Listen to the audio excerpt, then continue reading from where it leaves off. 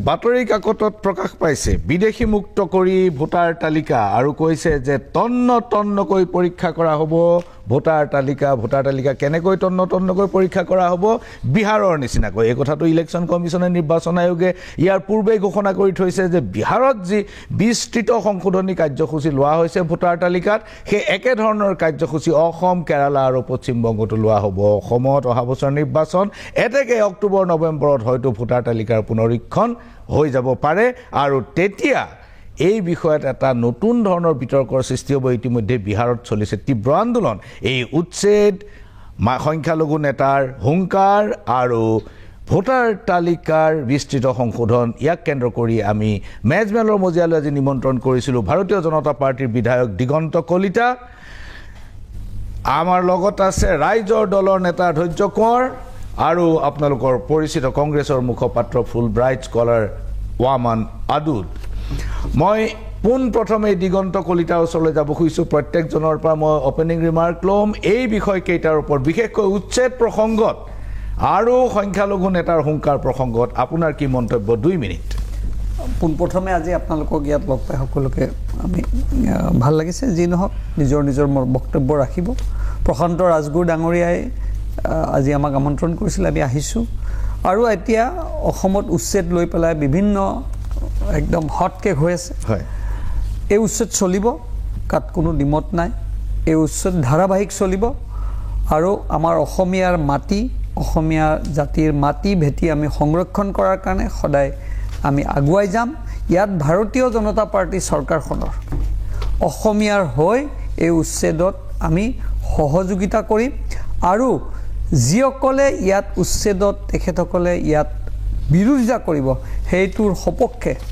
এটা বিপক্ষে আমি গণতান্ত্ৰিকভাৱে আমি মাত মাতি যাম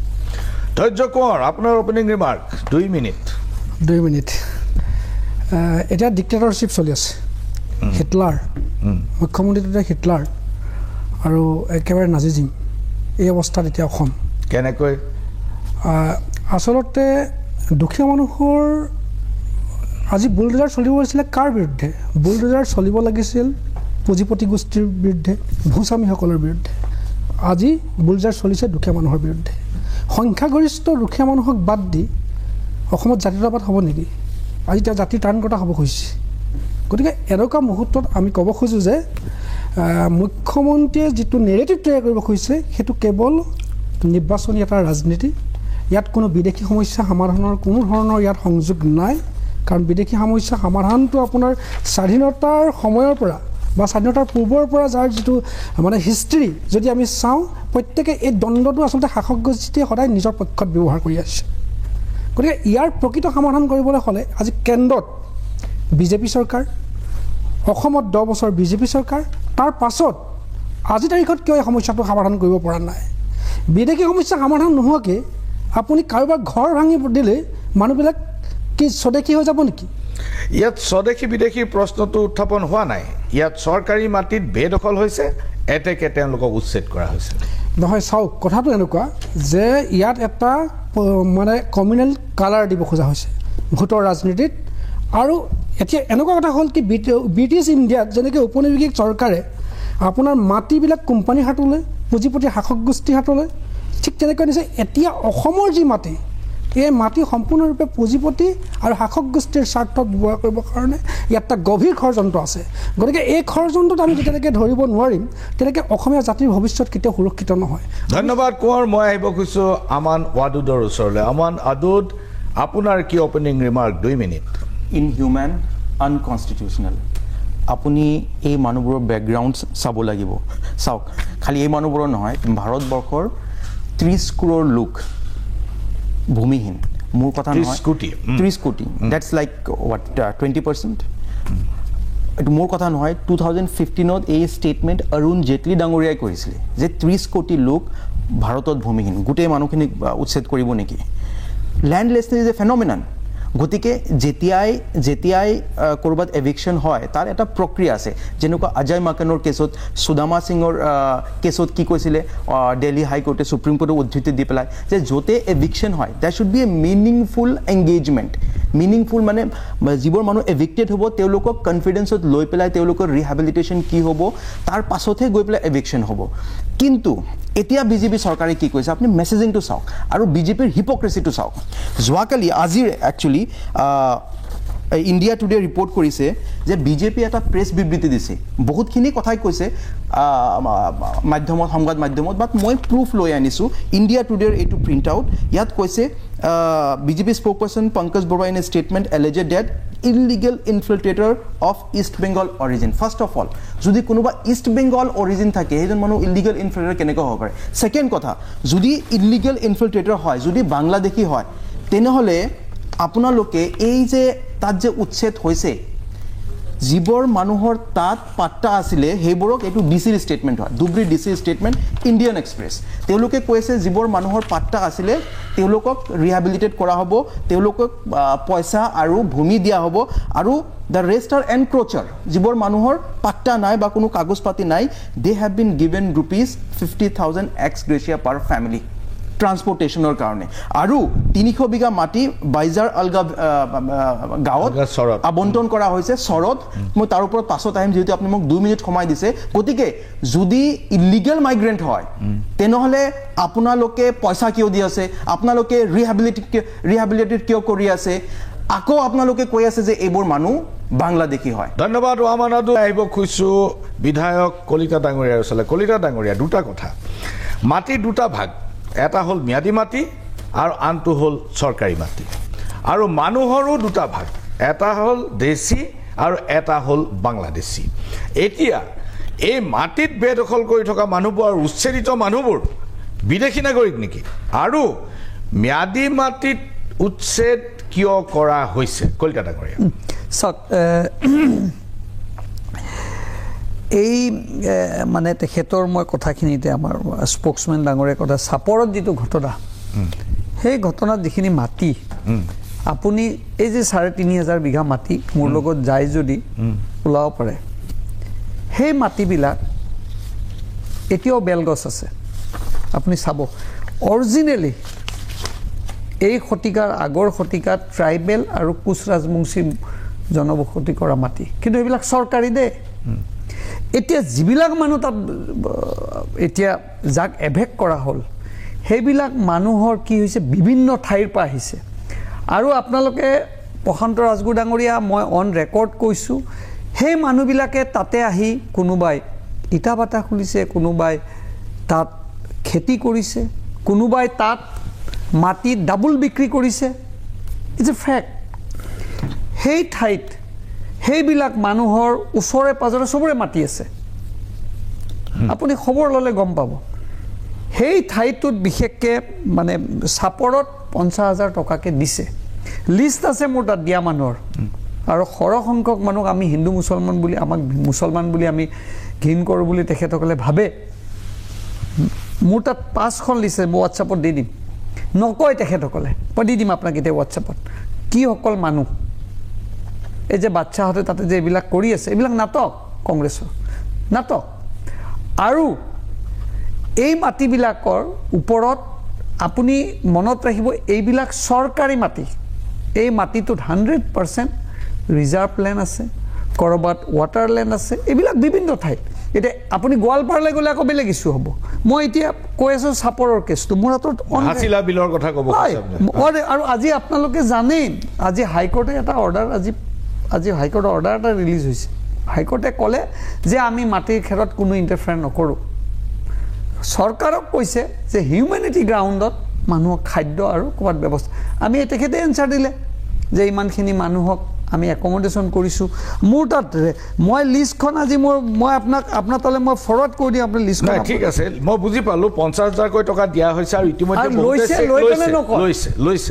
চেক লৈছে আগতীয়াকৈ দিছে এভিকশ্যনৰ আগতে দিছে সেইটো পেপাৰতো আহিছে টেলিভিশ্যনতো আহিছে এইটো হ'ল আপোনাৰ চাপৰ কিন্তু কথাটো হ'ল যে তেওঁলোক বিদেশী নেকি চাওক মই এটাই কথাই কৈছোঁ মইতো যোৱা নাই তাত মাটি দখল কৰিব ধৈৰ্য কোৰটো যোৱা নাই কোনখিনি মানুহ মাটি দখল কৰিছে আপুনি লিষ্টখন চালে হ'ল আৰু তাৰ ওপৰত আপুনি নিজে ক'লে হ'ল মাটি দখল কৰা মানুহৰ ভিতৰত কেৱল অভিবাসী মুছলমানে আছে নে অন্য জাতিও আছে আপুনি চালে গম পাব মই লিষ্টখন আপোনাক মই কেইটামান অসমৰ সামগ্ৰিক কথা কৈছো মই ইয়াত দুটা আহিছো এতিয়া বাংলাদেশী আৰু নন বাংলাদেশী সেইটো এটা বেলেগ ইছ্যু হ'ব যিহেতু আজি মাটিৰ ইছ্যু আহিছে মই মাটিৰ ইছ্যুতে কৈছো 3,500 তেখেতে এটা খুব গুৰুত্বপূৰ্ণ কথা কৈছে তেখেতে কৈছে যে তাত যিবোৰ মানুহে দখল কৰি আছিলে চাপৰত অথবা হাছিলা বিলত সেই মানুহবিলাকৰ কিন্তু অন্য ঠাইতো মাটি আছে আৰু তেওঁলোকে সেইটো এটা এক্সটেণ্ডেড তেওঁলোকৰ প্লট সেইটো তেওঁলোকৰ নিজৰ বেলেগ জেগাত মাটি আছে অথচ তেওঁলোকে কিছুমান জেগাত বেদখল কৰি আছে কাজিৰঙাৰ ক্ষেত্ৰতো আমি তেনেকুৱা ধৰণৰ ঘটনাৰ আমি ৰিপৰ্ট পাইছিলোঁ যদি তেওঁলোকৰ মাটি আছে তেনেহ'লে তেওঁলোকে বেদখল কৰাৰ কি যুক্তি আছিল ধৈৰ্য কোৱা নহয় এইটো তেওঁলোকৰ অভিযোগহে গতিকে এইটো অভিযোগৰ কোনো সত্যতা নাই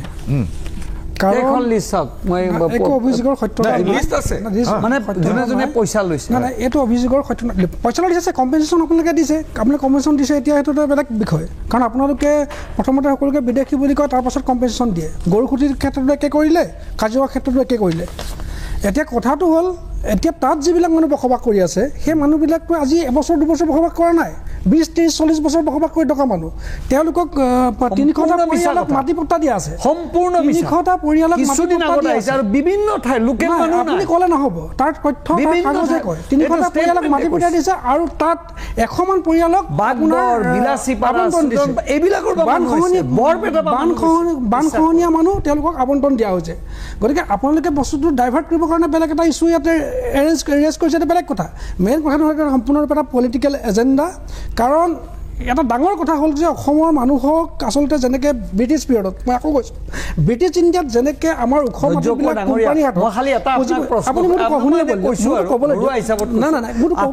হাৰে হিমুজে অসমীয়া মই বিদেশী সমস্যাৰ সমাধান বিচাৰোঁ খিলঞ্জীয়া মানুহ হৈ আপুনি কাৰ হৈ মাত মাতিছে খিলঞ্জীয়া মানুহৰ মাত মাতি আছোঁ বিদেশী সমস্যাৰ সমাধান বিচাৰোঁ আপোনালোকে কেন্দ্ৰত চৰকাৰ আছে আপোনালোকে অসমত চৰকাৰ আছে আপুনি যিমান নকয়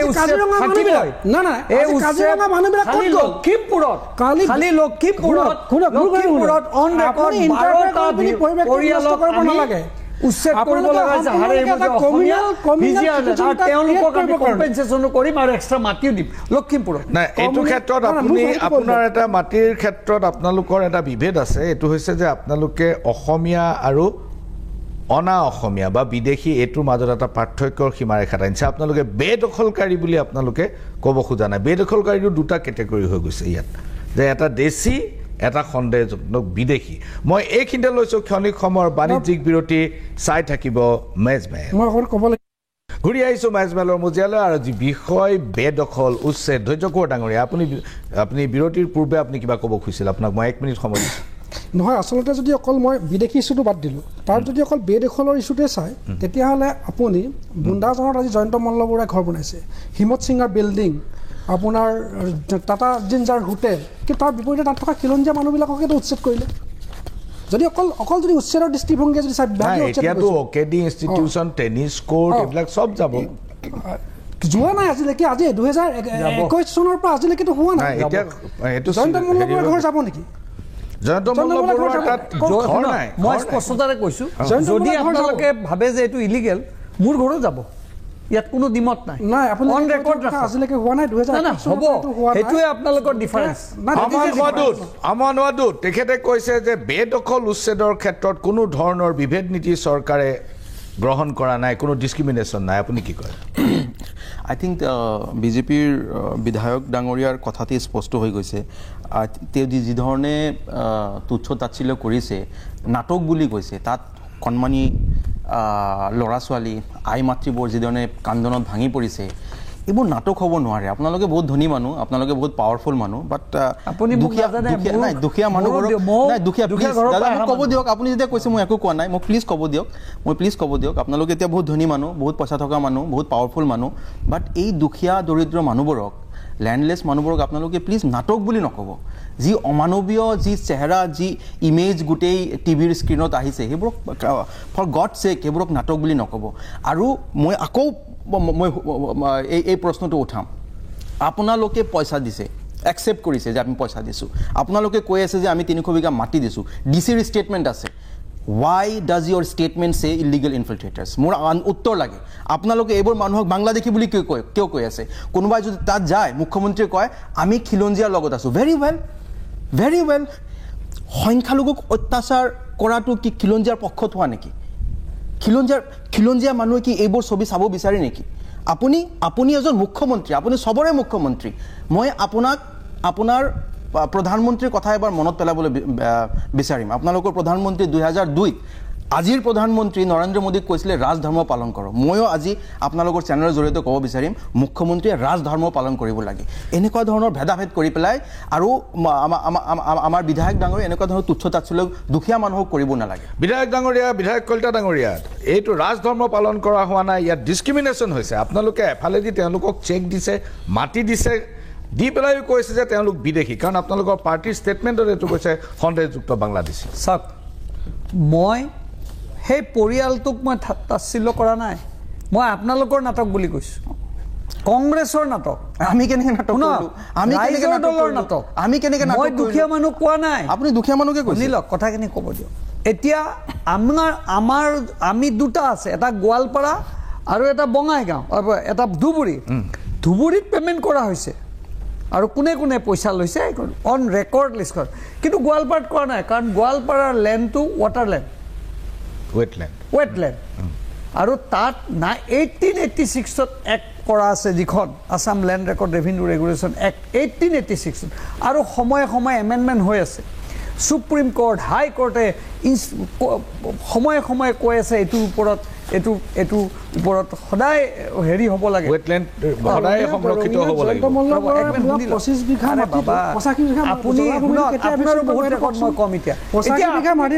কেতিয়া এভিকশ্যন কৰিব সেইটোকে কওক আপোনালোকে জলাভূমিটো তাতো জলাভূমি লৈছে ৱেটলেণ্ড লৈছে আপোনালোকে মন্ত্ৰী ভাল লাগে কি যে আপোনালোকে ইমান ডাঙৰ ইছ্যুটো জয়ন্ত মল্লৰ দৰে এজন মানুহৰ লগত আপোনাৰ ডাইভাৰ্ট কৰি ৰাইজক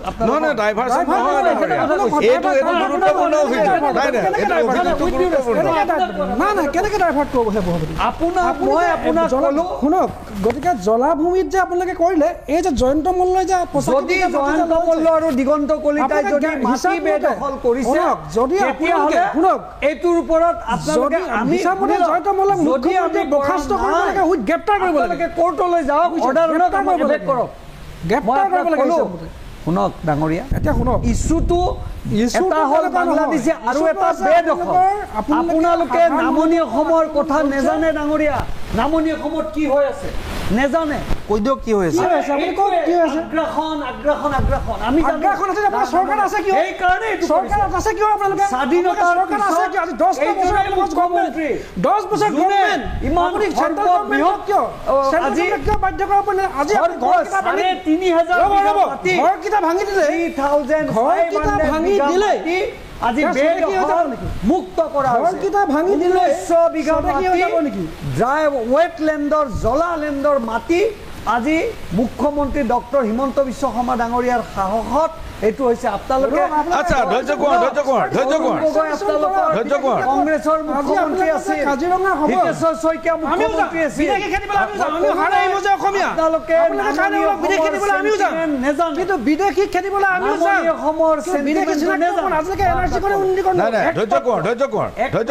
এটা কথা হৈছে বেদখল মুক্ত কৰিছে চৰকাৰী মাটিত বেদখল আছে কিছুমান ম্যাদী পট্টাৰ মাটি আছিল সেইখিনিও উচ্ছেদ কৰা হৈছে আৰু তেওঁলোকক যথোপযুক্ত তেওঁলোকক ৰিহেবিলিটেশ্যনৰ কাৰণে পুনৰ সংস্থাপনৰ কাৰণে ব্যৱস্থা কৰা 300 বিঘা মাটি আচ্ছা ডাঙৰীয়া ধৈৰ্য কোঁৱৰে অভিযোগ আনি আছে বা তেওঁৰ দলে অভিযোগ আনি আছে যে এইখিনি মাটি যিখিনি মাটি বেদখল মুক্ত কৰিলে তেওঁলোকৰ আপত্তি আছে যে এইখিনি আপোনালোকে আদানীৰ হাতত গতাই দিব ধৈৰ্য কোঁৱৰ আপুনি কি কয় এইটো কথা এতিয়া চাওক আদানীৰ হাতত তেওঁলোকে গতাই দিব মই কৈছোঁ যে ব্ৰিটিছ পিৰিয়ডত যেনেকৈ কোম্পানীৰ হাতত শাসক গোষ্ঠীয়ে যেতিয়া গতাই দিছে ঠিক তেনেকৈ অসমীয়া মানুহৰ মাটি অসমৰ মানুহৰ মাটি এতিয়া কোম্পানীৰ হাতত লাহে লাহে গতাই দিব ব্যৱস্থা কৰিছে এতিয়া আপুনি চাওক অকল ইয়াতে নহয় যে গোৱালপাৰাতে নহয় আপুনি কাৰ্বি আংলঙত চাওক, তাতো পাৱাৰ প্ৰজেক্ট কৰিব লৈছে। বেছি দেৰিলৈকে আপুনি মিকিৰ বামুণী গান্তত আজি 2021 চনৰ পৰা আজি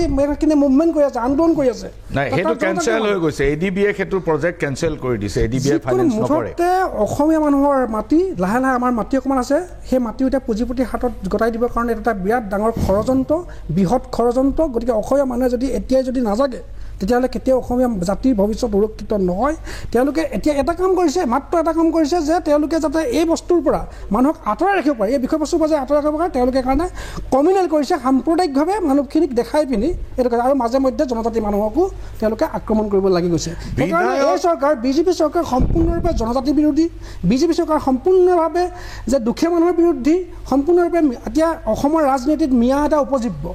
যে ক্ষমতালৈ অহাৰ কাৰণে এটা মিঞা উপজীব্য হৈ উঠিল। এটা ক'বলৈ বেয়া। গতিকে মিঞা ৰাজনীতি কৰি এতিয়া যে 26ৰ নিৰ্বাচন পাইছে, তেওঁলোকে সেইটো কাৰণে। কিন্তু প্ৰকৃতাৰ্থত বিদেশী সমস্যা মুক্ত কৰিবৰ কাৰণে তেওঁলোকৰ হাতত ৰোডমেপ কি? আজি তাৰিখত আজি 10 বছৰ, মই বাৰে বাৰে কৈ আছোঁ যে 10 বছৰ তেওঁলোকে আজি শাসনত আছে। সোণোৱালৰ দিনৰ পৰা আজিলৈকে যিমান মানুহ এভিকশ্যন হ'ল, চব বিদেশী লেবেল লগাই এভিকশ্যন কৰা হৈছে। কোনজন আজিলৈকে বিদেশী হিচাপে চিনাক্তকৰণ কৰা হ'ল? তেওঁলোকে বিধানসভাতো তেওঁলোকে প্ৰমাণ কৰিব নোৱাৰিলে। বিধানসভাত যেনেকৈ যি তথ্য দিছে, তাতো তেওঁলোকে কোনো বিদেশী আছে বুলি কোৱা নাই আজিলৈকে।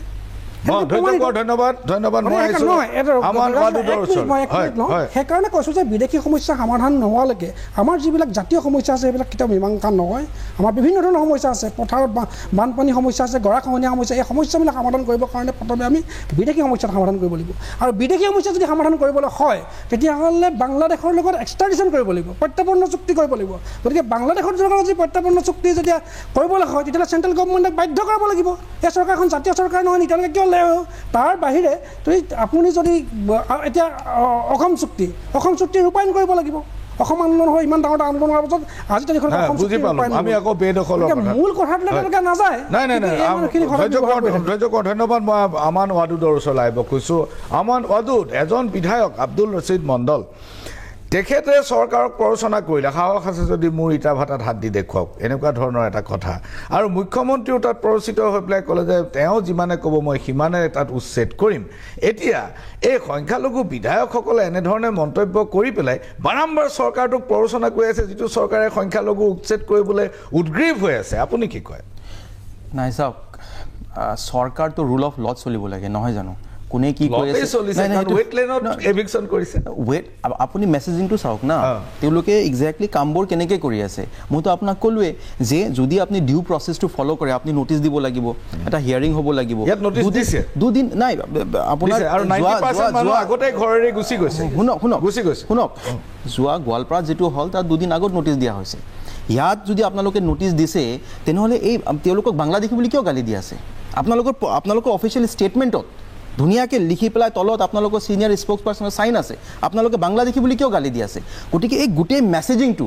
আপোনালোকে এটা একদম চং এণ্ড ডান্স কৰি পেলাই যে বাংলাদেশীৰ আপুনি কিবা ঠিকা লৈ থৈছে নেকি? শুনক, মই নাই মই আপোনাক ধুনীয়াকৈ চাওক, মই প্ৰভোক নহওঁ, মই আউটৰেজ নহওঁ, মই কাৰ ঠিকা লৈছোঁ মই ক'ব, মই আপোনাক কাৰ ঠিকা লৈছোঁ মই কথাটো ক'ব দিয়ক। আপুনি যেতিয়া কথা কৈ থাকে তেতিয়া মই নকওঁ। মই কাৰ ৰক্ষণাবেক্ষণ কৰোঁ, মই কাৰ ঠিকা লৈছোঁ, মই আনচাৰ দিম। আপুনি অলপ ধৈৰ্য ধৰক। আপোনালোকে ভাৰতীয় নাগৰিকক প্ৰতিবাৰ বাংলাদেশী বুলি কয়। মই আমাৰ ভাৰতীয় নাগৰিকৰ সন্মানেৰে জীয়াই থকাৰ, মৰ্যাদাৰে জীয়াই থকাৰ ঠিকা লৈছোঁ। আপোনালোকে যি ইচ্ছা তাকে কৰক, যি ইচ্ছা। এই যিখিনি মানুহ আপোনালোকে এভিক কৰি আছে, আপোনালোকে পইচা দি আছে, আপোনালোকে জমিন দি আছে, কিয় দিছে তেনেহ'লে? যদি এওঁলোকে বাংলাদেশী আপোনালোকে কিয় দিছে? আপোনালোকে গৰুখুটিত গৈছে, গৰুখুটিত আপোনালোকে ছেম কথা কৈছে, গৰুখুটিত আপোনালোকে ছেম কথা, তাৰপিছত আপোনালোকে ৰিহেবিলিটেট কৰা নাই নে মানুহবোৰক? কি তেনেহ'লে কিয় মাৰিলে মানুহবোৰ তাত? তেনেহ'লে কিয় এইবোৰ অমানৱিক আপোনালোকে অত্যাচাৰ কৰিলে? তেনেহ'লে এই মেছেজিংবোৰ আপোনালোকে কিয় দি আছে? ছ'চাইটি আপোনালোকে কিয় ডিভাইড কৰি আছে?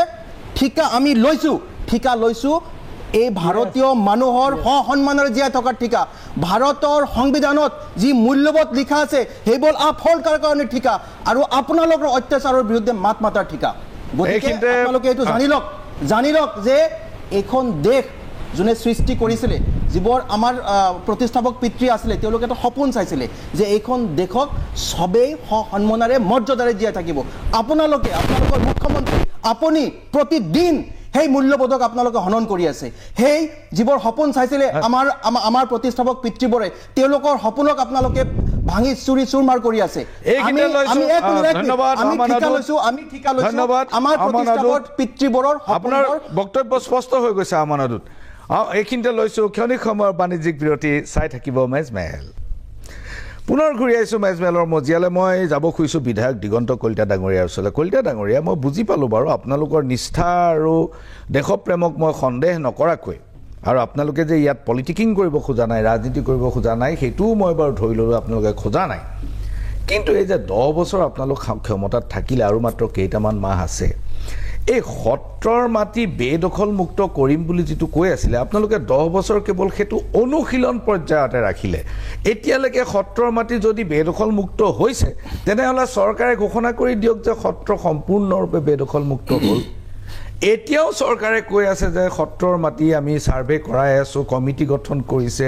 এইটো এটা দীঘলীয়া কাৰবাৰ কৰি গৈ আছে এটা সত্ৰত আসলতে বেদখল হৈ আছে নে নাই আৰু যদি হৈ আছে তাক কিয় বেদখল মুক্ত কৰিব পৰা নাযায় চাওক প্ৰথম কথা যে এই সত্ৰ যেটো এটা নতুন ইস্যু এটা আপুনি আনিলে সত্ৰৰ মাটিৰ কাৰণে এখন ইতিমধ্যে কমিটি আছে তেওঁলোকে ইতিমধ্যে ৰিপৰ্ট সাবমিট কৰিছে আৰু এটা এটা প্ৰচেছত হ'ব এটা সিস্টেমত হ'ব এইটো আপুনি জানে এটা সাংবিধানিক প্ৰক্ৰিয়া এই প্ৰক্ৰিয়াটো আৰম্ভ হৈছে আৰু অসমত সত্ৰ কেইখন এতিয়া বৰপেটাই হওক বা আমি আজি যদি আমি নগাঁৱৰ ওচৰলৈ আমি গুচি যাওঁ এখন আপুনি দেখিছে কি ধৰণৰ আজি ব্যৱস্থা লৈ হৈছে আৰু একেবাৰে মই আপোনাক কৈছোঁ অসমত এইখন চৰকাৰৰ দিনত মুখ্যমন্ত্ৰী ডক্টৰ হিমন্ত বিশ্ব শৰ্মা ডাঙৰীয়াই সত্ৰ অধিকাৰৰ ক্ষেত্ৰত যথেষ্ট তেখেতে এক ভূমিকা পালন কৰিছে আৰু আমি তাত সহযোগ কৰিছোঁ মই অসমৰ ৰাইজক বুজিলোঁ কিন্তু প্ৰক্ৰিয়াটো যি ধৰণে দীঘলীয়া হৈ গৈ আছে এটা পলিটিক্স কৰাৰ কাৰণে আপোনালোকে এটা হাতত যেন এটা অস্ত্ৰ হাতত ৰাখি থৈছে যে অহা 5 বছৰ আমি সত্ৰক লৈ কৰিব লাগিব চাওক চব কথাৰে এটা আইন আছে আইনৰ মাজেদিয়ে যাব লাগিব এটা দীঘলীয়া প্ৰচেছ আছে যিমানখিনি ইজি পাৰে সেইখিনিতো কৰিছে মুখ্যমন্ত্ৰীয়ে কিন্তু যিটো আইনৰ বান্ধোনত আছে সেই কামটোতো একেদিনে আমি জোৰ কৰিব নোৱাৰোঁ বেদখলত কি ধৰণৰ আইনৰ বান্ধোন নহয় চাওক এতিয়া মাটিবিলাকত এভেকশ্যন আছে মাটিবিলাক চিনাক্তকৰণ কৰি আছে এই প্ৰক্ৰিয়াটো কৰিলে প্ৰচেছটো কাৰণ এইখনৰ কাৰণে এখন কমিটি আছে আৰু তাত আমাৰ এজিপিৰ বিধায়ক এজন চেয়াৰমেন হৈ আছে প্ৰতিভা হাজৰিকা ডাঙৰীয়া এই বিষয়ে মোৰ হাতত আজি ৰেকৰ্ড মই আপোনাক দিব খুজিলে দিব নোৱাৰিম কিন্তু যদি আপুনি বিচাৰে আমি দিব পাৰিম কিন্তু মই কৈছোঁ যে আজি স্বাধীনতাৰ পিছত এইজনে মুখ্যমন্ত্ৰী যিয়ে অসমীয়া জাতিৰ সুৰক্ষাৰ হকে মাত মাতি আহিছে আৰু যিসকলে কোনোবা মানুহৰ বাংলাদেশী মানুহৰ যদি ঠিকা ল'ব বিচাৰিছে আমাৰ ক'বলগীয়া নাই মোৰ কথাখিনি শেষ হোৱা ইয়াত কিন্তু কণ্ট্ৰাডিক্টৰি নকৰিব হিন্দু মুছলমান পলিটিক্স দুটা অসমত থকা খিলঞ্জীয়া মুছলমানসকলৰ ওপৰত আমাৰ কোনো দ্বিমত নাই কাৰণ মোৰ সমষ্টিটো খিলঞ্জীয়া মানুহ আছে আমাৰ সেইসকলৰ ওপৰত আমাৰ দ্বিমত আছে যিসকলে আজি যিসকলে আহি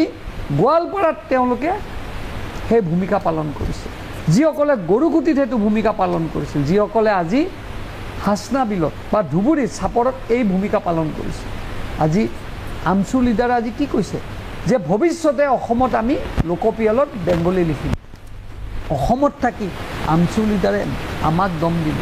এইটো ময়ো নহয় কোনো এজন ভাৰতীয়ই অসমীয়াই সহ্য কৰিব নোৱাৰে মই ভাবোঁ ধৈৰ্য কৰোঁ গাত অকণমান হ'লেও পিন লাগিব এই কথাটোলৈ মই আহিম বুলি ভাবিছিলোঁ প্ৰিয় দৰ্শক আজি ABMCৰ কাৰ্যকৰী সভাপতিজনে এটা মন্তব্য কৰিছে তেওঁ বিশেষকৈ অকল তেওঁ কৈছে যে আগন্তুক লোকপিয়লত অসমীয়াক সংখ্যালঘুত পৰিণত কৰিম এই কথাটো কিন্তু খুব গুৰুত্ব সহকাৰে গ্ৰহণ কৰাটো উচিত সকলোৱে প্ৰথম কথা 2001 চনৰ লোকপিয়লত অসমীয়া ভাষী মানুহৰ সংখ্যা আসামিজ স্পিকিং পিপল অসমীয়া ভাষী মানুহৰ সংখ্যা 48% এই 48% হোৱাৰ কাৰণটো অৰ্থ এইটো নহয় যে অসমীয়া মানুহ ক্ৰমাৎ কমি আহিল অসমীয়া মানুহ বা খিলঞ্জীয়া মানুহৰ সংখ্যা কমা নাই ঘটনাটো হ'ল যে যেতিয়া বড়ো ভাষাই মেজৰ ইণ্ডিয়ান লেংগুৱেজ হিচাপে স্বীকৃতি লাভ কৰিলে তেতিয়া সেন্সাস পেপাৰখনত সেই বিকল্পটো আহি গ'ল সেই অপশ্যনটো আহি গ'ল যে বড়ো মানুহে বড়ো ভাষী বুলি লিখিব পাৰে দ্বিতীয়তে যেতিয়া দাৰ্জিলিং গোৰ্খালেণ্ড যেতিয়া অট'নমাছ কাউন্সিল হ'ল তেতিয়া নেপালী ভাষাক মেজৰ ইণ্ডিয়ান লেংগুৱেজ হিচাপে স্বীকৃতি দিয়া হ'ল যাৰ কাৰণে অসমত থকা অসমীয়া ভাষী নেপালীসকলৰ বাবেও সেই বিকল্পটো আহি গ'ল ছত্তীশগড় আৰু ঝাৰখণ্ড হোৱাৰ পিছত যিবিলাক আদিবাসী ভাষা আছিল সেইবিলাকতো ক্ষেত্ৰতো সেন্সাস পেপাৰখনত সেই অপশ্যনবিলাক আহি গ'ল যাৰ কাৰণে চাহ বাগিচাৰ লোকসকলৰ বাবেও এটা বিকল্প আহিলে যে তেওঁলোকে অসমীয়া বুলি নকলেও চলিব এতিয়া এই 48% অসমীয়া ভাষী মানুহৰ মাজত অভিভাষী মুছলমানসকল সোমাই আছে অভিভাষী মুছলমানসকলে স্বাধীনতাৰ দিনৰ পৰা আজি পৰ্যন্ত নিজকে অসমীয়া ভাষী বুলি পৰিচয় দি আহিছে তেওঁলোকে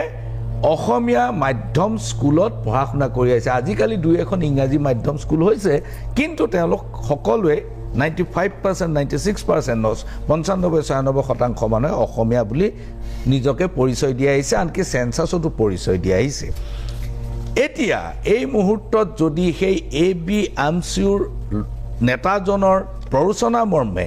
সংখ্যালঘু মানুহে নিজক বা অভিভাষী মুছলমানে যদি নিজক অসমীয়া বুলি পৰিচয় নিদিয়ে তেনেহ'লে আমাৰ সন্মুখত সমস্যাটো গুৰুতৰ ধৈৰ্য কোৱাৰ আপোনাৰ মন্তব্য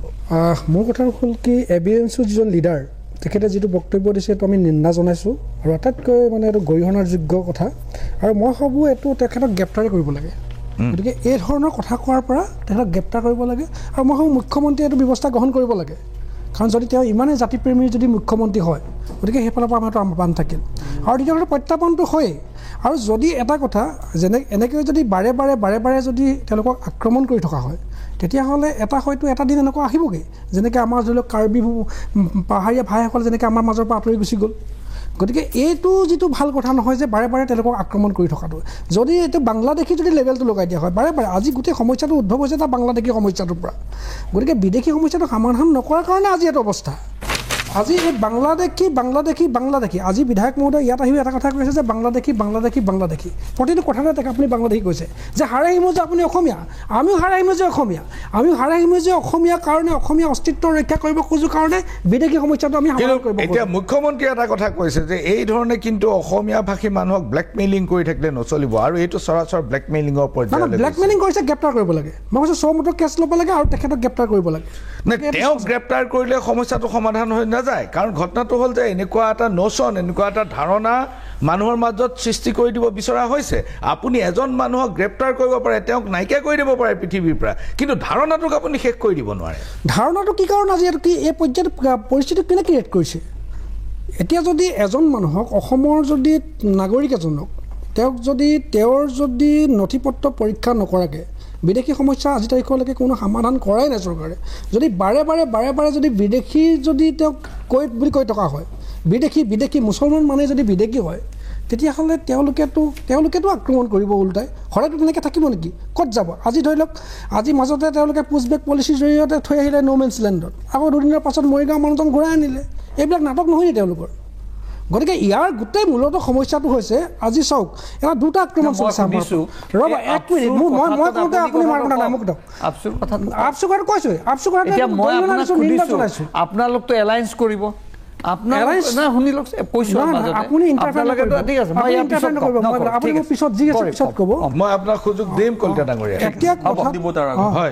এতিয়া কথাটো হ'ল তেওঁলোকে এই বিদেশী সমস্যাটো কেতিয়াও সমাধান নকৰে একদম মানে আজিলৈকে 10 বছৰ মই আগতো কৈছোঁ এই সমস্যাটো সমাধান নকৰে এক্সট্ৰাডিশ্যন কৰিব লাগে সেইটো নকৰে অসম চুক্তিৰ ৰূপায়ণত যিটো সেইটো আপুনি ৰিপিট কৰিছে কিন্তু কথাটো হ'ল যে এইটো ব্লেকমেইলিঙৰ পৰ্যায়লৈ গৈছে এই কথাটো আপুনি সহ্য কৰিব নেকি এইটো সহ্য কৰা নাই সেইকাৰণে মই গ্ৰেপ্তাৰ কৰিব লাগে বুলি কৈছোঁ কিন্তু ইয়াৰ পথটো কি উপায়টো কি এনেকৈ বাৰে যদি আক্ৰমণ কৰে তেওঁলোকেতো এইটো কথাটো ক'বই মই এইটো জাষ্টিফাই কৰিব খোজা ধৈৰ্য কোৱা ডাঙৰীয়া মই আমান ৱাদুদৰ ওচৰলৈ আহিব খুজিছোঁ এই মন্তব্য আৰু এই ধৰণৰ ধাৰণাৰ সম্পৰ্কত আপোনাৰ কি মন্তব্য চাওক এই যিটো ষ্টেটমেণ্ট এটা আহিছে মই তীব্ৰ ভাষাৰে গৰিহণা দিছোঁ আৰু ইয়াৰ কোনো বেচিছ নাই ইয়াত কোনো ধৰণৰ ছাপৰ্ট গ্ৰাউণ্ডত এনেকুৱা ধৰণৰ কোনো ন'শ্যন কোনো ফিলিংছ গ্ৰাউণ্ডত নাই আইচলেটেড ষ্টেটমেণ্ট তেওঁক ইতিমধ্যে তেওঁৰ দলৰ পৰা বহিষ্কাৰ কৰা হৈছে তীব্ৰ ভাষাৰে গৰিহণা দিছোঁ আনএক্সেপ্টেবল আউটৰেজিয়াছ ষ্টেটমেণ্ট আৰু কিয় ভিত্তি নাই এইবোৰ ভাষাৰ এইবোৰ ভাষ্যৰ মই আপোনাক বুজাম যে যিবোৰ মানুহক আপুনি অভিবাসী বুলি কয় বা পূৰ্ববংগীয় বুলি কয়, পূৰ্ববংগ হোৱাৰ বহুত আগৰ পৰাই ইয়াত মানুহৰ মানে ট্ৰান্সলোকেশ্যনটো ষ্টাৰ্ট হৈছিলে তাৰ পৰা যিটো মানে পাবনাৰ পৰা ময়মনসিঙৰ পৰা মাছ বিফৰ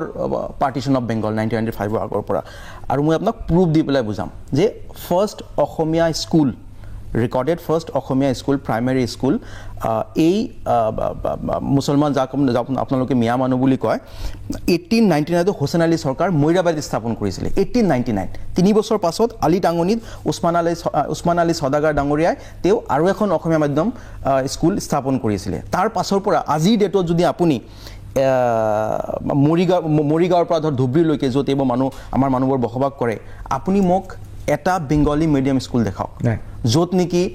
নেকি মিয়া মানুহবোৰ সেইবোৰ বেংগলী মিডিয়াম স্কুল এটা মোক দেখাওক আপুনি এটা বিজেপিৰ স্পোক পাৰ্চন আছে তেওঁ হাত দাঙিছে মই তেওঁক চেলেঞ্জ কৰিছে এটা আপুনি দেখাওক যেতিয়া আপোনাৰ আসাম অফিচিয়েল লেংগুৱেজ এক্টটো পাছ হ'ল 1960 তাত এই নামনি অসমৰ যিমান মুছলমান যিমান মিয়া মুছলমান যিমান বিধায়ক আছিলে তেওঁলোকে কাক কোনটো লেংগুৱেজত vote of course Assamese language vote কৰিছিলে তাৰ পাছত অসমীয়া ভাষাৰ কাৰণে মুজাম্মিল হক শ্বহীদ হৈছিলে খাৰুপেটীয়াত জংগলপাৰা চাপৰিত উমৰ আলী জহৰ আলী তেওঁলোকে শ্বহীদ হৈছিলে অসমীয়া ভাষাৰ কাৰণে আজি মই আপোনাক কৈছোঁ আমাৰ বিধায়ক ডাঙৰীয়া যেনেকৈ অসমীয়া লেখে অফক'ৰ্ছ মই ইংলিছ মাধ্যমত পঢ়িছোঁ মোৰ অসমীয়া তেওঁৰ অসমীয়া নিচিনা ভাল নহ'ব পাৰে বাট আপুনি চৰ চাপৰিত গুচি যাওক আপোনাতকৈ 95% মানুহে ভাল অসমীয়া লিখি দেখাব গতিকে এইবোৰ ষ্টেটমেণ্টৰ কোনো ভিত্তি নাই জঘন্য ষ্টেটমেণ্ট কনডেমড আউটৰাইটলি আৰু এই যে কন্ট্ৰিবিউশন মুটকে ভাল অসমীয়া লিখি দেখুৱাব অফক'ৰ্ছ আপুনি 95% মানুহ আপোনালোকে ভাল অসমীয়া খুব ভাল লাগিল শুনি ইয়েছ এবছলুটলি আপুনি আহক আপুনি অহা নাই ৰাজগুৰু ডাঙৰীয়া আপুনি আহক আপোনাক 95% মানুহে অসমীয়া ভাল লিখি পেলাই দেখাব মানে বংগীয় মুছলমানে অসমীয়া ভাল লিখিব এবছলুটলি আপুনি তেনেহ'লে আপোনালোকে কংগ্ৰেছৰ স্পোকছমেন নাই আপুনি যাওক না আপুনি যাওক গৈ পেলাই সেইবোৰ এৰিয়াত চাওক আপোনালোকে আপুনি গৈ পেলাই চৰ চাপৰিত গৈ পেলাই আপুনি বহক কৈছে ডাঙৰীয়া আপুনি চৰ চাপৰিত গৈ পেলাই বহক চৰ চাপৰিত গৈ পেলাই বহক আপুনি এইটো চেলেঞ্জ লৈ লওক আপুনি পিৰপিৰণি উঠিছে নাই আপুনি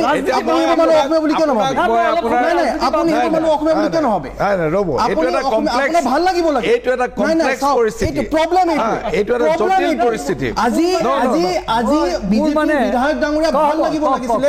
যে মিয়া মানুহে তেওঁতকৈ ভাল অসমীয়া কয় যে ভাষাৰ ওপৰত তেওঁলোকৰ কন্ট্ৰিবিউশন আছে তেওঁৰ ভাল লাগিব লাগিছিলে তেওঁৰ ইমান গা কিয় জ্বলি আছে আই এম সাৰপ্ৰাইজড তেওঁৰ ইমান গা কিয় জ্বলি আছে আৰু এইবোৰ মানুহ শুনক এইবোৰ মানুহক যদি এভিক কৰে আৰু যদি কোনোবাই মাতে তেওঁলোকক বাংলাদেশী ঠিকাদাৰ বুলি কোৱা হয় এইবোৰ মানুহক এই হোসেন আলী চৰকাৰত এওঁতকৈ বেছি অসমীয়া ভাষাৰ প্ৰতি অনুদান নাইনে চেলেঞ্জ কৰিছোঁ মই নাইনে গতিকে যদি এইবোৰ মানুহক এভিক কৰা হয় এওঁলোকৰ যদি মানে বংশধৰৰ এভিক কৰা হয় তাৰ কাৰণে যদি কোনোবাই মাতে তেনেহ'লে বাংলাদেশী ঠিকাদাৰ ডাঙৰীয়া এইটো এটা খুব জটিল পৰিস্থিতি এই পৰিস্থিতিটো এনেকুৱা চাওক যদি বংগভাষী মুছলমানে মানে পূৰ্ববংগমূলীয় মুছলমানে যদি নিজকে অসমীয়া বুলি স্বীকাৰ নকৰে বা পৰিচয় নিদিয়ে তেনেহ'লে অসমীয়া ভাষী মানুহৰ সংখ্যা 48% হৈ নাথাকিব এতিয়া লাইন দুটা এটা হ'ল অসমীয়া ধাৰণা আৰু এটা হ'ল হিন্দুত্বৰ ধাৰণা যদি হিন্দুত্বৰ ধাৰণাৰে জাতি পৰিচালিত হয় তেনেহ'লে অসমীয়া হৈ থকাটো টান হ'ব আৰু যদি অসমীয়াৰ ধাৰণাৰে জাতি পৰিচালিত হয় তেন্তে হিন্দুত্বৰ ধাৰণাটো ইয়াত তিষ্ঠি নাথাকিব মুছলমানক লগত ল'ব লাগিব আপোনাৰ কি মত চাওক মই প্ৰথম কথাখিনি ক'ব লাগিব মই দুটাই বেছি দেৰি নলওঁ আৰু সময়ো বেছি নাই প্ৰথম হ'ল যে তেখেতে আমচুৰ যিজনে কৈছে যে লোকপিয়লত আমি বেংগলী লিখিম বুলি তেখেতে কণ্ডেম কৰিছে না তেখেতে প্ৰথম কণ্ডেমটো তেখেতসকলৰ প্ৰাক্তন বিধায়ক আব্দুল খালেকক কৰক সাহস নাই আৰু দ্বিতীয় কথা যিয়ক কি কৈছিল আপুনি কৈ দিয়ক কি ষ্টেটমেণ্ট কৰিছিল আপুনি চাই ল'ব এইটো ৰেকৰ্ড নাই না আপুনি এলিগেশ্যন আনিছে আপোনালোকে জানিব আপোনালোকে চালে হ'ল মই আপুনি কৈ দিয়ক দ্বিতীয় কথা ডাঙৰীয়া মই আপোনাক ক'লোঁ মই হাড়ে হিমজেৰে মোৰ 3 পুৰুষীয়াত মোৰ 3-4 পুৰুষীয়াত আপুনি মোক কৈছে যে মুটকে ভাল বংগীয় মুছলমানে কয় অসমীয়া ক'ব জানে মই 95 মই হাঁহিছোঁ আৰু অসমীয়া হিচাপে অসমৰ ৰাইজে এজন স্পোকছমেনে কংগ্ৰেছৰ এজন বাংলাদেশী স্পোকছমেনে এনেকুৱা কথা নাই, কৈছে শুনক,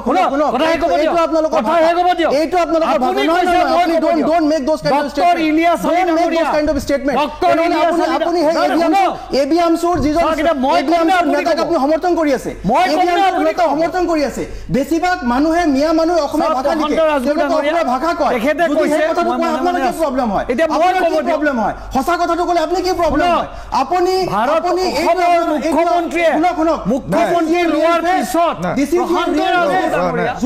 যদি আপোনাক কোনোবাই ৰিয়েলিটি দেখায়, আপুনি সঁচা কথা ক'ব লাগিব। এজন ভাৰতীয় নাগৰিক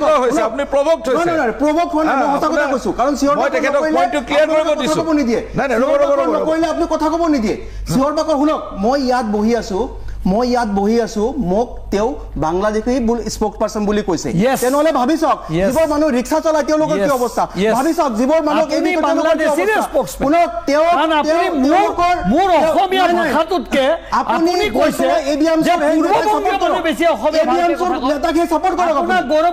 মানুহে নিজকে অসমীয়া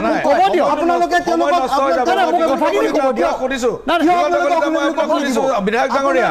যদি হিন্দুত্বৰ ধাৰণাৰে যদি পৰিচালিত হ'ব লাগে অসমীয়া নাথাকিব, আৰু যদি অসমীয়া ধাৰণাৰে পৰিচালিত হ'ব লাগে তেন্তে এটা কথা স্পষ্ট, যিবিলাক আগ্ৰাসন কৰি আছে তাত মেক্সিমাম বংগীয় মানুহ মুছলমানৰে আগ্ৰাসন আছে। মই আপোনাক ক'লো ক্লিয়াৰ।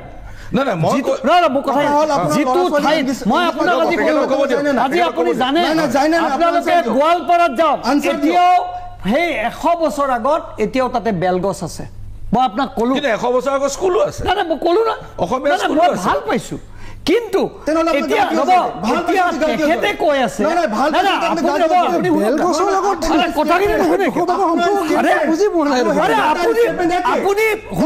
আপুনি অসমীয়া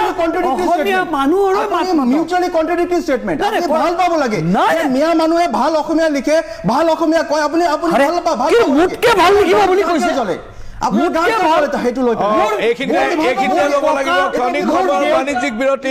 বাণিজ্যিক বিৰতিৰ পাছত পুনৰ ঘূৰি আহি মেজমেলৰ মজিয়ালৈ চাই থাকিব মেজমেল। পুনৰ ঘূৰি আহিছোঁ মেজমেলৰ মজিয়ালৈ। সময় আমাৰ অতি কম আৰু প্ৰত্যেকে 2 মিনিট সময় পাব। আমান ৱাদুদ, লোকপিয়লত অভিবাসী মুছলমানসকলে অসমীয়া বুলি পৰিচয় দিবনে বা দিয়াটো আপুনি বিচাৰেনে? মই 100% দিয়াটো বিচাৰোঁ। মই আপোনাক গোটেই ইতিহাস উঠাই পেলাই দেখাইছোঁ। 1899 পৰা যে ফাৰ্ষ্ট স্কুল হৈছিলে, গোটেই এই এৰিয়াবোৰত আপুনি যাওক, এটা আপুনি এই কমিউনিটিৰ এই জনগোষ্ঠীৰ ল'ৰা ছোৱালীয়ে কোনো বেলেগ মাধ্যম স্কুলত নাযায়, ইংলিছত আজিকালি যোৱা হৈছে আৰু অসমীয়া মাধ্যমতে যায়। গতিকে এইবোৰ যিবোৰ ষ্টেটমেণ্ট, আৰু এই ষ্টেটমেণ্টৰ লগত মই বিজেপিৰ ষ্টেটমেণ্টৰ বহুত মিল চাইছোঁ। কাৰণ এইজন মানুহে যি কথা কৈছে যে অসমীয়া ভাষা নিলিখে, আৰু বিজেপিৰ যি কথা যে মিয়া মানুহক তেওঁলোকে অসমীয়া হ'ব নিদিয়ে, সেম স্টেটমেণ্ট, তেওঁলোকৰ থট প্ৰচেছ সেম হয়। গতিকে তেওঁলোকে যিমান চেষ্টা নকৰক কিয় অসমীয়া ভাষা থাকিব, লোকপিয়লত অসমীয়া ভাষা চবেই লিখিব। কিন্তু মই যিহেতু আপুনি আজিৰ শ্ব'টো এভিকশ্যনত, যে এই গোটেই বস্তুখিনি, এই যে এভিকশ্যনৰ যিটো এইটো পেনাচিয়া বুলি তেওঁলোকে ওলাইছে, যে যিকোনো সমস্যা নহওক কিয় জল জীৱন কমপ্লিট ফেইলাৰ হৈছে, তেওঁলোকে 2024 অৰ্ডাৰ ওলাই পেলাই কাম স্থগিত ৰাখিছে ল' কোৱালিটি অফ ৱৰ্কৰ কাৰণে, গোটেই বস্তু ঢাক দিয়াৰ কাৰণে কি এভিকশ্যন। ডিফুত 200 কোটি টকাৰ অট্টালিকা বনাই আছে, ঢাক দিব লাগে কি এভিকশ্যন।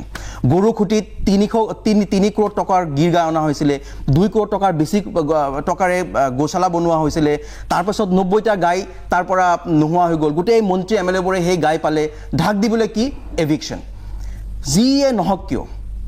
আজি আমাৰ স্কুল, অসমৰ স্কুল তলৰ পৰা 2 নম্বৰত আমাৰ ল'ৰা ছোৱালী সেই স্কুলত যায়, ঢাক দিবলৈ কি এভিকশ্যন। আৰু যদি আপুনি সঁচা কথা কয় তেনেহ'লে আপুনি বাংলাদেশী, তেনেহ'লে ইলিগেল। ধন্যবাদ। মই ধৈৰ্য্যলৈ যাব খুজিছোঁ যে এতিয়া এভিকশ্যনো চলি থাকিব। চৰকাৰে কৈ দিছে যে এভিকশ্যনৰ ক্ষেত্ৰত কোনো দয়াক্ষমা নাই। আৰু যিসকল মানুহ উচ্ছেদিত তেওঁলোক সৰহভাগেই অভিবাসী মুছলমান, এইটো অস্বীকাৰ কৰি উপায় নাই। সৰহভাগে অভিবাসী মুছলমান। এতিয়া যদি অভিবাসী মুছলমান মানুহৰ মাজত যদি এনেকুৱা এটা ধাৰণাৰ সৃষ্টি হয় যে অসমীয়া ভাষী বুলি আমি চিনাকি নিদিওঁ, এই ঘটনাটো কেনেকুৱা ধৰণৰ হ'ব পাৰে? মই ভাবোঁ এইটো অভিবাসী মুছলমানে আজিৰ তাৰিখত অসমীয়া ভাষা আঁকোৱালি লৈছে কাৰণ এই তেখেতে গোটেই কথাখিনি ক'লেই যে চৰচাপৰি অঞ্চলত অসমীয়া ভাষাৰ স্কুল আছে তেওঁলোকৰ এটা বিজেপিৰ এটা নচন আছে তেওঁলোকৰ এটা ধাৰণা আছে মই বহুত দিনৰ পৰা শুনি আছোঁ যে বিজেপিৰ নেতৃত্বই কৈ থাকে সেইটো ৰাজহুৱাভাৱে নকয় কৈ থাকে যে এই মানুহবিলাকে মাটিটো পাবৰ কাৰণে ভাষাটো গ্ৰহণ কৰিছিল নাই নাই এইটো মিছা কথা এইটো কেনেকৈ এইটো এটা নেৰেটিভ তেওঁলোকৰ কি নেৰেটিভ নাই যিহেতু সেই সময়ৰ মিছা নেৰেটিভ নাই এডমিনিষ্ট্ৰেটিভ অফিচাৰসকলে এওঁলোকক কিছুমান জেগাত মাটি স্বতঃস্ফূৰ্তিভাৱে শুনক যেতিয়া মানুহে নিজৰ মাতৃভাষাটো এৰি দিয়ে সেইটো এই 1 বিঘা 2 বিঘা মাটিৰ কাৰণে এৰিব নোৱাৰে এইটো স্বতঃস্ফূৰ্তিভাৱে শুনক এইবোৰ these are very undignifying statement স্বতঃস্ফূৰ্তিভাৱে 1819 অসমীয়া স্কুল বনাই বহি আছে আৰু আপুনি ক'ব যে মাটিৰ কাৰণে মই নাভাবোঁ যে অভিবাসী মুছলমান মানুহে যে অসমীয়া ভাষাটো এৰি দিব কাৰণ এইটো এটা ঐতিহাসিক প্ৰক্ৰিয়া আজি বহুত বছৰ ধৰি আজি অভিবাসী মুছলমানসকল গতিকে হঠাৎ তেওঁলোকে এই প্ৰক্ৰিয়াৰ পৰা নিজক বিচ্ছিন্ন কৰিব নোৱাৰে অসম্ভৱ কথা এটা কিন্তু মই এটা কথা কওঁ যদি বাৰে বাৰে যদি অৱদমন কৰি থকা হয় বাৰে বাৰে যদি অৱদমন প্ৰত্যেকৰে বিপৰীতমুখী প্ৰতিক্ৰিয়া থাকে গতিকে বাৰে বাৰে যদি অৱদমন কৰি থাকে তেতিয়া হয়তো এটা বেলেগ এটা ফালে মানুহখিনিক ডাইভাৰ্ট কৰিব ধাৰণাটো বেলেগ হৈ যাবগৈ পাৰে দিগন্ত কলিতা 2 মিনিট আৰু কওঁ নাই 2 মিনিট গ'ল আপোনাৰ বিধায়ক দিগন্ত কলিতা ডাঙৰীয়া আপোনাৰ হাতত 1.5 মিনিট সময় আছে মই এটাই কৈছোঁ এই উচ্ছেদ চলি থাকিব কিন্তু উচ্ছেদ চলি থকাৰ পিছতো আপুনি অসমীয়া আৰু এই যে কংগ্ৰেছৰ স্প'ক্সমেনজনে ক'লে যে অসমীয়া স্কুল কৰিছে অসমীয়া স্কুলত পঢ়ে কিন্তু লোকপিয়লত বেংগলী লিখে আৰু তাৰ প্ৰমাণ কোনে লিখে তাৰ প্ৰমাণ মানুহজনে বিচাৰে আব্দুল খালেক প্ৰাক্তন এমপি নিজে তেখেতে প্ৰকাশ কৰিছিল আব্দুল খালেকে এটা কথা কৈছিল আব্দুল খালেকে কৈছিল যে বেংগলী স্পিকিং মানুহে কংগ্ৰেছৰ লাখ লাখ মানুহে কি কৰি আছে স্প'ক্সমেন কৰিব বুলি কোৱা নাই আৰু আজি আমচুৰ কংগ্ৰেছৰ এটা সময়ত আপুনি জানে বৰপেটাত এনআৰচি এইখন চৰকাৰে নোৱাৰিলে কৰিব এইটোৱে বেলেগ কথা তেওঁলোকে জাতীয় যিটো সমস্যা মোৰ কথাখিনি আনফালেদি তেওঁলোকক আপুনি জবৰদস্ত অসমীয়া হ'বলৈ বাধ্য কৰি থাকিব চাওক অসমীয়া হ'বৰ কাৰণে আমি তেওঁলোকক মাটি তাতে তেখেতসকলে আহি ঘূৰি ঘূৰি মাটি দখল কৰিব নালাগে নহয় যোৰ মানুহ তাত থাকক না আজি মই অসমীয়া আছে মোৰ মাটি আছে মই ৰাখিছোঁ নহয় এই যে মাটি দখল কৰিছে চব বাহিৰৰ পৰা অহা মানুহ আমি এইখিনিতে মেজমেল সামৰিব লাগিব বিধায়ক কলিতা ডাঙৰীয়া ধৈৰ্য কোঁৱৰ ডাঙৰীয়া আমানাতুৰ ডাঙৰীয়া আপোনালোকৰ সহযোগৰ বাবে ধন্যবাদ আৰু ভৱিষ্যতৰ দিনবিলাকক নিশ্চয় আপোনালোকক লগ পাম মেজমেল ইমানতে সামৰিছোঁ